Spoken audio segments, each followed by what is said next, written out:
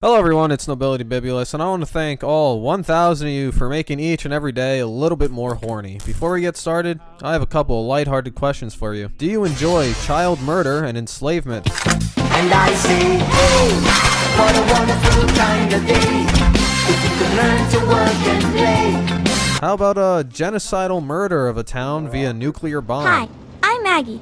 I live with Billy Prius. Do you know him? Get together and make things better. Do you like being the best man at a wedding where you help the bride date rape a priest? No? I just know I can seduce Diego with this. Then he'll have to marry me. Man and wife. What God has joined, let no man tear asunder. It's a simple message, and it comes from the heart. Then he'll have to marry me. We'll be so happy. If so, then Fallout 3 is the game for you. But how does it hold up in 2020? Our story starts in Vault 101, where our character's father, James, unironically named us Poopcock. As young Poopy slides out of his mother's vagina, your screen is immediately filled with blood, shit, and probably cum. Unfortunately, our character's cock is so large, it sets his own mother into cardiac arrest, ending her life immediately. Which, in turn causes our father to resent us forever. Not really that important. After playing with my balls and reading a book, father fills me up inside with his sermon. And fast forward to our 10th birthday, we meet our best friend Amada, who we brutally kill later in the game, but let's not get ahead of ourselves. She hands me a copy of Grognak the Barbarian, which I retort that I'd rather have a date with Freddy Gomez. Gross. I didn't think you even liked boys. Amada's homophobia is cut short when I blast her in the skull with a shotgun shell. You see, I use a shotgun here because I'm saving my actual blast for Freddy's mouth. Like my cum. Old Lady Palmer gives me a shitty piece of cake for my birthday, which caused Butch in a fit of jealousy to assault me. Lucky for Poopcock, the gun laws in the vault are virtually non-existent. Are you having a nice party? I went downstairs to practice my BB gun. The dead woman wasn't settled. Jonas's alcoholism got the best of him as we found him passed out drunk on the floor. Jonas, take the fucking picture already, man. Received a full body examination, including anal, from my father. Stole his bobblehead. Incapacitated Jonas for just looking at me. Taught Butch a great lesson. If someone's gonna hit women in this vault, it's gonna be me. Aced the standardized goat test by being in cahoots with the professor and cheating. Watched my peers fail and immediately walked into the hallway and time traveled 3 years. Maybe this time I'll wake up and I'm not a virgin. Woken by Amada and her incessant bitching, I was pretty mad. Now my ears were bloodshot from all the woman-splaining she was doing. I couldn't give a shit. Normally when a woman disrespects me, I calmly leave the premises and murder someone. But it turns out the vault was falling apart anyway, so my psychopathic tendencies turned out to be a good thing. Trying to catch up to Amada, I was stopped by Butch, who begged me to help him save his mother. I agreed initially, but then I remembered my 10th birthday party, and I watched as the rad roaches ate her alive. She's dead! She's dead, and you could have helped and you didn't! Get away from me! Turns out Jonas has been murdered by Officer Mac, or maybe he's passed out drunk again. No one really knows. Sneaking up to the overseer's office, I saw Amada, no shit, kill Officer Mac and her own father in front of me. Now, normally I'd give her props for dropping her fucking idiot father if she didn't immediately place the blame on me. My God! Daddy! My God, what have you done? You killed him! Why would you kill my father?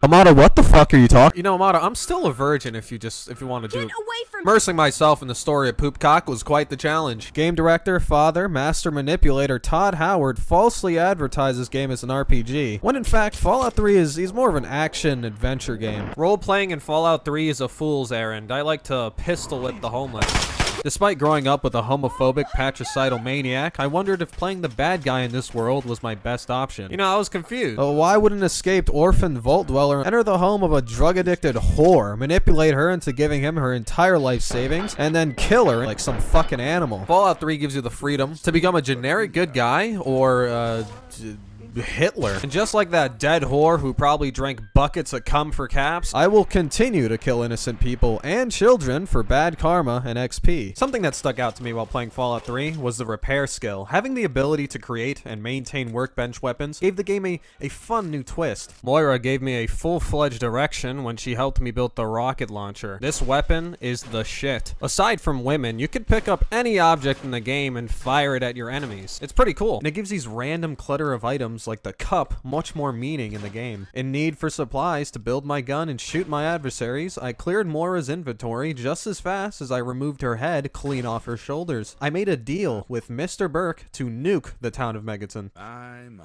He's a pretty slimy character, but I like him. He's a near perfect companion. He gets things done, has no regard for human life. I armed the atomic bomb in the center of town, civilized one last time with the people of Megaton before blowing them up to fucking smithereens.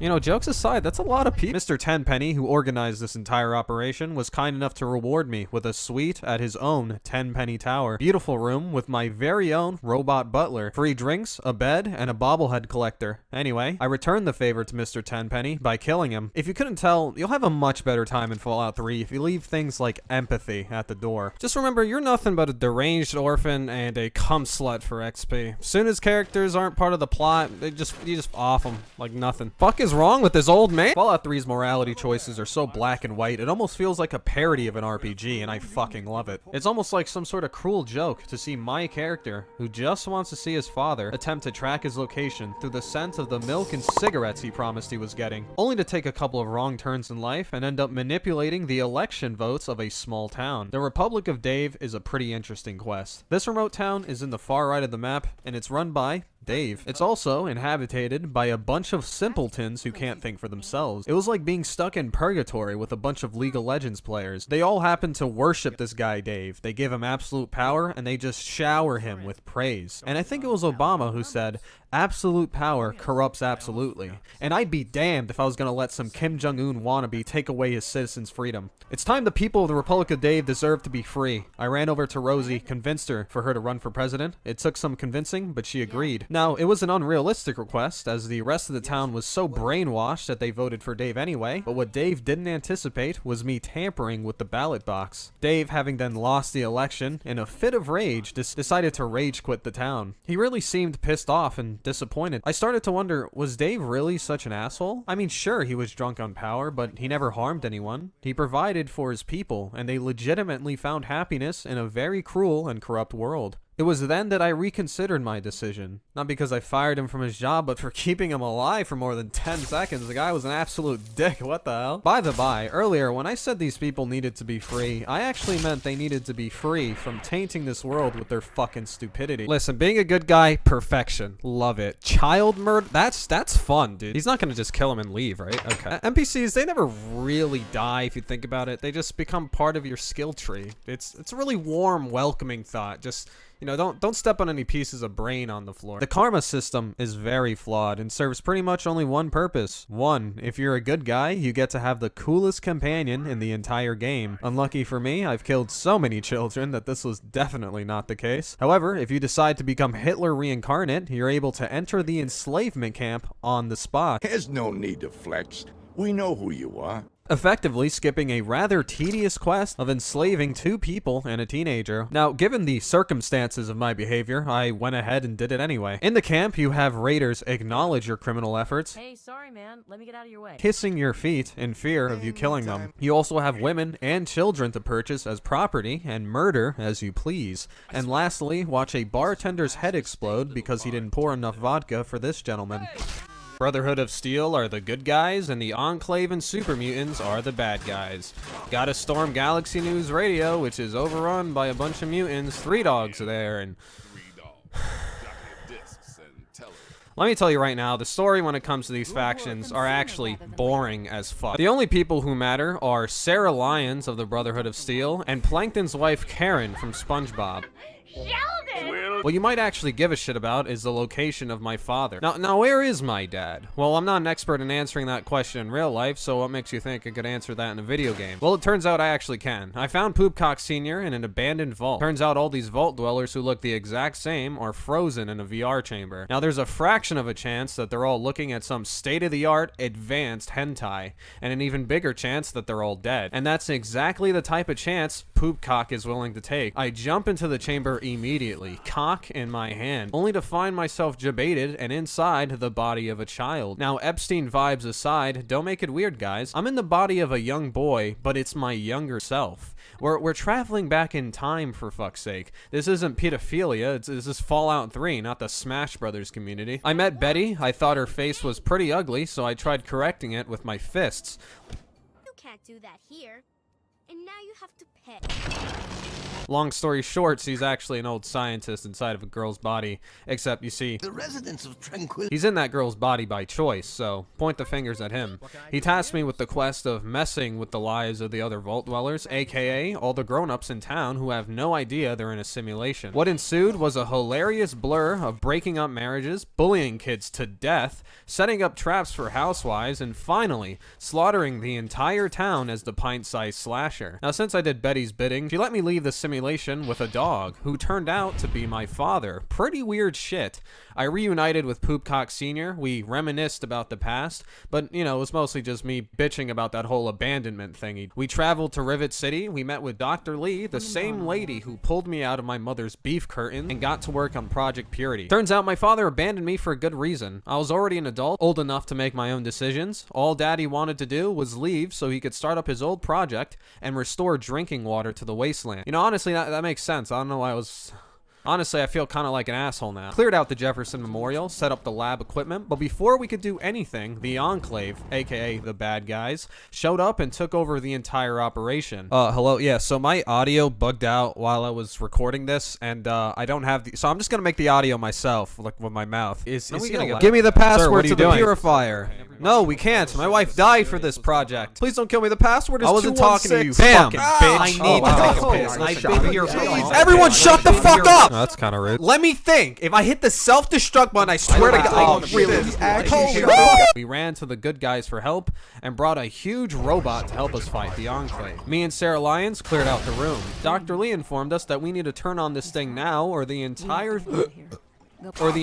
memorial will blow up, destroying everything, including us. I spent my entire life being the bad guy, killing women, children, men with funny hats. All that can be redeemed if I give the wasteland pure, clean drinking water for generations. There's only one issue. Whoever walked into that chamber would contract enough radiation to kill a horse in a matter of seconds.